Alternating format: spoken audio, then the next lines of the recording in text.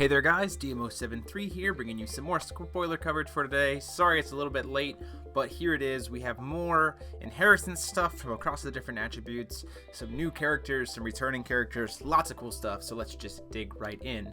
So first up, we have Rossi with the Guide of Light. She is a 3-drop myth, 8/8, and whenever she deals damage, you gain that much light. So she's got lifelink. Straight off the bat, that's pretty decent. I like that ability a lot. You can pay 2 light and rest 2 recovered resonators you control. Put her from your graveyard into your field rested. Now, while I think this is crazy good, right now we're not in a very resonator-based format, and there's a lot of removal that's pretty efficient, and so I don't necessarily know how much that effect is going to get used. But if we switch to a more resonator-heavy format, I definitely see its potential.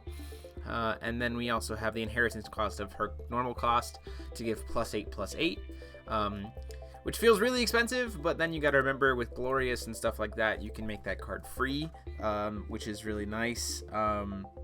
So hopefully that works out with Glorious. Glorious gets a little bit more support, and I think maybe that can see some play. But overall, this card is not very good for right now, I don't think, but I think with the rest of the cards that come out, and specifically in Sealed, if you're talking pre-release 2, this card is just nuts. Next up, we have Amaterasu's Foresight, which is a new style of card in the sense of the kind of effect we get. It is a 2-drop quick cast that just says prevent all damage that would be dealt by everything J/resonators this turn from both sides. So it just fogs. Again, we're not in a super creature heavy format, but there are decks that like to go really, really wide.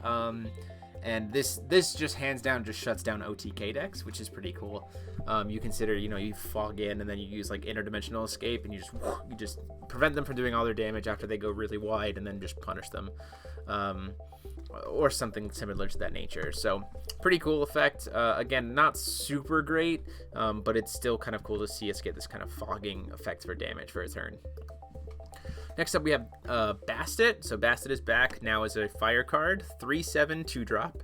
Cthulhu's deal double damage while she's on board, but specifically to J/Resonator, so it can't be to player, which is good.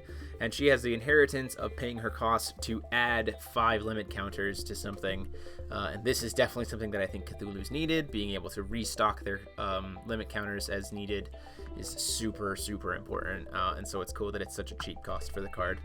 So happy about that. Now, Bastet has a spell as well. It's a 1-drop quick cast, and it just says target J/Res must block this turn if able, and then you draw a card. So that's pretty cool. It's like Gleipnir's Red String of Fate tap effect, but it's just for 1, and you also get to draw a card. So I definitely think that this card definitely has some potential moving forward, especially if you consider like Valentina decks or things like that, without having to run Gleipnir. That's pretty cool. Now we have Mylist, who is back as just Invisible Flame. He's a 2-drop 6/6 magic life form. He just has an inheritance ability to discard himself to ping a creature for 600 damage.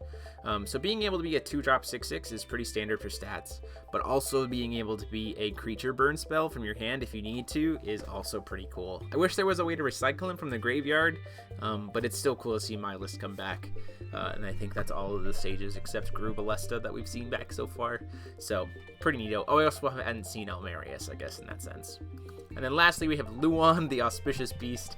3-drop 7/7 with inheritance to give. It's just a very vanilla inheritance here of just giving it stat boost, no flying or anything else like that. So we're back to having birds that can't fly. Hooray!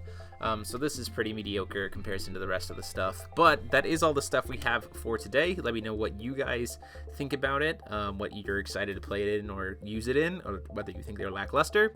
Go ahead and leave a comment down below, like and subscribe as always, and until next time, this is DMO73 signing off.